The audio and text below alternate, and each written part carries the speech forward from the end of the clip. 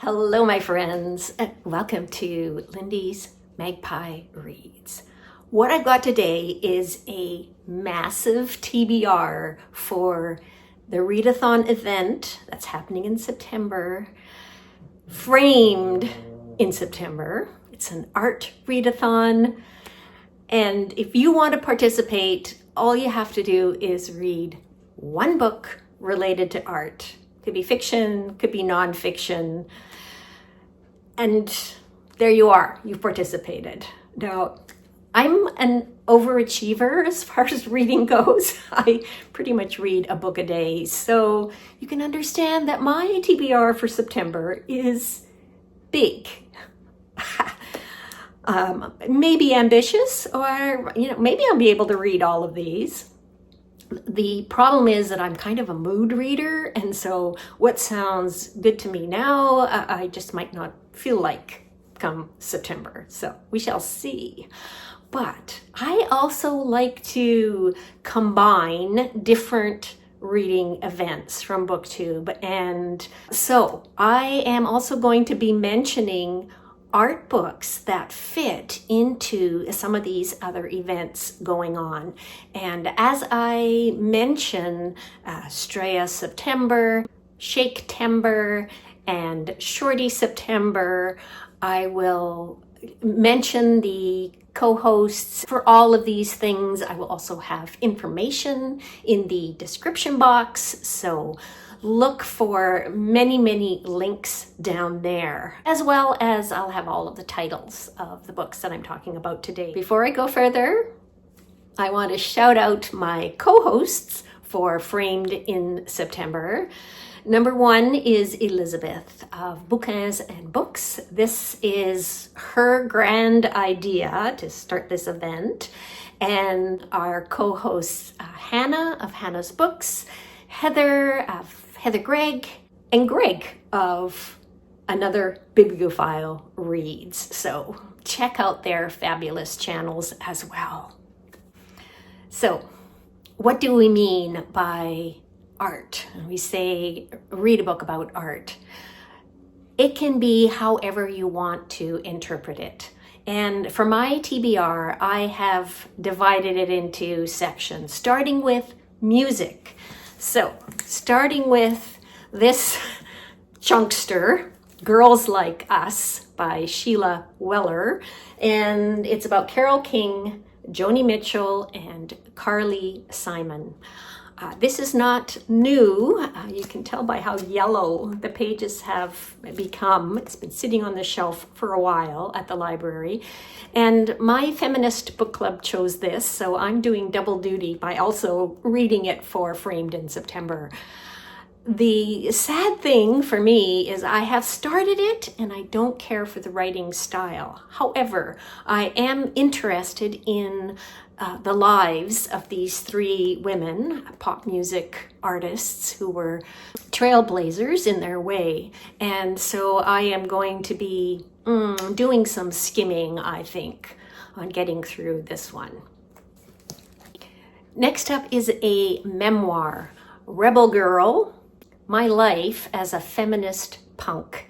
And it's by Kathleen Hanna, she was the front woman for Bikini Kill and kind of at the vanguard of the Riot Girl movement. And the third book that I've got under the music category is The Cello Suites by Eric Siblin. Now this was recommended by Elizabeth of Bouquins and Books. She listed it amongst her top 10 Canadian books published in the 21st century. Now, this was part of a project that I did with Jolene of Bookworm Adventure Girl. If you're not familiar with this whole Best Canadian Books project, look for links down below. We came up with a top 67 based on votes from something like 67 different people who contributed. Now, there were a lot of books that didn't make the cut of the top 67, books that only got 2 votes or 1 vote, and Jolene and I are going to be featuring those books in different ways, and this is one of those books. So it was not only Elizabeth's, one of her top 10, but it was also somebody else's, because it got 2 votes. And what Elizabeth had to say about it really intrigued me. There's a blurb on the front cover that's something to the effect that you will never look at a cello the same way again. And that alone would be enough to make me want to read this book. I love cello music, so I'm really looking forward to reading this. And next I've got several books that fit under the category of painting or visual arts. So yeah, speaking of paintings, one of my sweeties' paintings is behind me here. The painter is Laurie McFadden. And also for this video, I decided to wear one of my own creations. It's a linen top that I dyed with a light sensitive dye, and I placed flowers and leaves from my garden on it to make these images. I can see it. So there's a bonus prompt for Framed in September, and that is to create something. So this is an example of, yeah. So if you do make something for that third prompt, we want a show and tell. So tell us about it. On to the books about paintings. These next 2 are also books that received at least 1 vote in the best Canadian books of the 21st century. Starting with Sheila Heti's How Should a Person Be? I have read 3 books by Sheila Heti, but not this one. And I don't know what's taking me so long to get to it. This is my impetus. I'm going to read it in September. It's a novel. And this next one is kind of a blend, a hybrid thing. It's actually an accordion book that is poetry and paintings. On one side, there's a long poem by Anne Michaels, and on the other side are a whole bunch of paintings of 20th century thinkers. And these people are referenced in Anne Michaels' long poem, and the paintings are created by Bernice Eisenstein. This is actually a reread for me, but it's been a long time since I picked it up. And it was one that was mentioned in the best Canadian books of the 21st century. So I am going to be rereading that. I went through my shelves to see which art books I had still unread. And this one, Mad Enchantment, Claude Monet and the Painting of the Water Lilies by Ross King, was sitting there. This was on Elizabeth of Bouquins and Books TBR as well, so maybe she and I will have a chance to talk about it after we both read it. I'm also planning to pick up a copy of Thunderclap by Laura Cumming. This book is popping up all over the place, including Carla of the YouTube channel Carla Likes to Read. She included it in her recommendations for Framed in September. I will link that down below. I know Angelia of Read and Reread mentioned this and suggested that it would be good for Framed in September. It was on the Women's Prize for Nonfiction shortlist, and I'm going to get to it. Yes, I promise you I'm going to get to that one.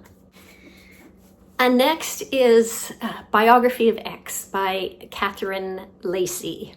I bought this a while ago and I have been saving it for September. It is like a pseudo biography, a woman's wife, who is an artist and writer, dies, and so now she's writing a biography of her ex and discovers there were many things she didn't know about her wife. So I'm quite intrigued by this, and I have saved it for the first week in September because I am going to be at a fiber arts retreat in the Yukon. There are 3 workshops there that I've signed up for, but there'll also be time for us to work on our own projects and to read and walk in the bush and do stuff like that. So yeah, Biography of X is going with me on retreat. Next up, I've got some books that will also work for Shorty September. Now, Bert of Pa Storytime and his sidekick Heather of Too Many Heathers are kind of co-hosting this event. Shorty September's been going on for a while, so you probably know, but if you don't, it's to read something short. So what they're saying is a short book, under 200 pages, but there's no rules about it, so something that you consider a short book would work. I have this book by Douglas Bruton, Hope Never Knew Horizon. It's got 3 separate storylines, all set in the 19th century. So one is about a scientist, one is about a poet, Emily Dickinson, and one is about a painter.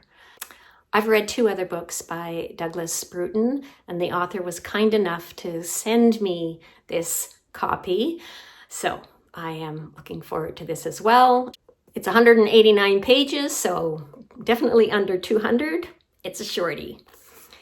And the other shorty that I'm planning to read, I don't yet have a copy of, but I'm going down to Munro's Books to pick up something that they've got there on hold for me. And I saw that they have a copy of Danielle Dutton's new book, Prairie Dresses Art Other, which is a genre blend of, I think, surreal fiction and essay. I'm not sure, but I read her novel, Margaret the First, and I thought it was fantastic. And Sarah of Eyes on Indie, when she did her video of the best books of 2023, this was on that list. So I've been wanting to read it for a while, and I'm determined to get to that one. And last up in the shorty category, I've got a graphic novel called Art Club by Rashad Doucette. Actually, I think this one is a little longer than 200 pages, but it's a graphic novel. It's aimed at a middle grade audience, so I think it's going to be a quick read. And one of the things that really intrigues me about this is the premise. It is based on the author's own experience as a child. Was determined to prove that the arts are worth fighting for. So that theme is definitely in the spirit of our art readathon framed in September. Next up, I have some theater-related books, specifically Shakespeare. Shaketember has been a thing for a while now. The current hosts are Jason of Old Blues Chapter and Verse and his wife Kelly of Books I'm Not Reading, and there's also Nicole of Day of Small Things. I'm not sure, but I will link to their channels down below. Shakespeare-related reading for September. So you could read Shakespeare's plays or attend Shakespeare's plays. And I am going to be going to the Stratford Festival in Ontario the 3rd week of September. I'm going to be seeing Twelfth Night and Cymbeline and Romeo and Juliet, and also Something Rotten, which is a send-up of Shakespeare. as well as some other plays. It's going to be a full week. I think I'm seeing 8 plays in 6 days. Oof, it's going to be fun. Anyway, this will fit the Framed in September prompt to experience art. You could go to a museum or attend a live music performance or attend a live theater performance. That's what I'm going to do. I am also going to read about Shakespeare. I am going to read another book that would qualify for a shorty because this is under 100 pages. It's The Bard in the Book, How the First Folio Saved the Plays of William Shakespeare from Oblivion, and it's by Anne Bowsam, illustrated by Marta Sevilla. Pretty much what it says on the tin, aimed at an audience of children. I find that I can learn a lot of interesting things in children's nonfiction, and this one looks just great. I'm also going to be listening to the audiobook Enter Ghost by Isabella Hammond. That is about a Palestinian production of Hamlet. Lots of people have talked about Enter Ghost. I'm sure you've heard of it before. I'm really excited that I'm going to be getting to that. And the other Shakespeare-related book on my list is Judy Dench's memoir, Shakespeare, The Man Who Pays the Rent. I've actually already started listening to this. I might even be finished before September starts, but I'm counting it as part of my Framed in September reading. It's very enjoyable so far. And this is one of the books that Kelly from Books I'm Not Reading is going to be talking about on her channel as part of Shaketember. So, like I said, check her out, and Jason's channel and Nicole's channel as well. And another booktube event is Straya September, and this is the second year that Scott of Gunpowder Fiction and Plot is doing this readathon to encourage us to read Australian books. I have had this memoir, The Asparagus Wars, on my shelf since 2021. I can tell because I still have the receipt from Audrey's books inside it. The author, Carole Major, is a Scottish, Canadian, Australian writer. And this memoir talks about the time when her daughter was dying of a terminal illness. So there are family members who wanted the daughter to try all these natural therapies. There are doctors who are using the latest in medical sciences. And then her mother really wants to take her daughter to Paris, the city that inspired her. Her daughter is or was a painter and a writer. So that's the art aspect, I think. There might be more art connections than that in here. Definitely looking forward to this too. And 2 other Australian books that are at the library that I'm planning to pick up include one that's by an Indigenous author. It's a children's book, a Kunwinchku counting book, and the author is Gabrielle Marongura.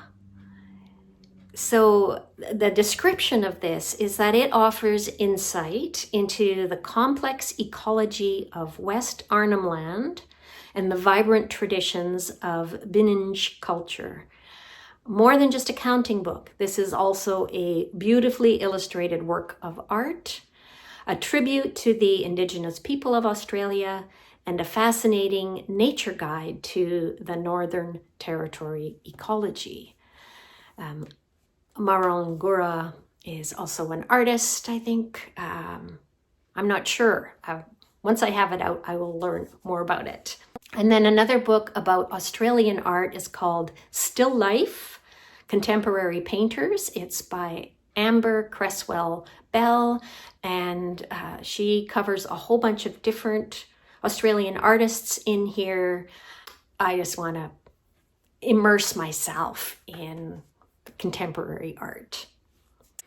So I think that's it for tying into other readathons, but I have more books to tell you about. Under the category of architecture, I have a couple of picture books. One is called How Was That Built? That one's by Roma Agrawal. And the other is Walls, The Long History of Human Barriers and Why We Build Them. That one's by Gregor Craigie and Arden Taylor. And another book that fits in the architecture category is a novel.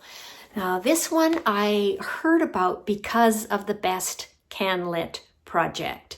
It was the French original edition that was listed as somebody's favorite Canadian book, but the English translation is just coming out in September. So the book I'm talking about is May Our Joy Endure, and it's by Kevin Lambert, translated by Donald Winkler. I know it's about an internationally famous architect who grew up in Montreal, and she's really excited that she's got a mega project that she is going to be creating in the city of Montreal, and she's happy to be coming back to her hometown and really surprised that she receives a lot of resistance to this project. So I think the issue of gentrification might be coming up in here. I don't know. It sounds good.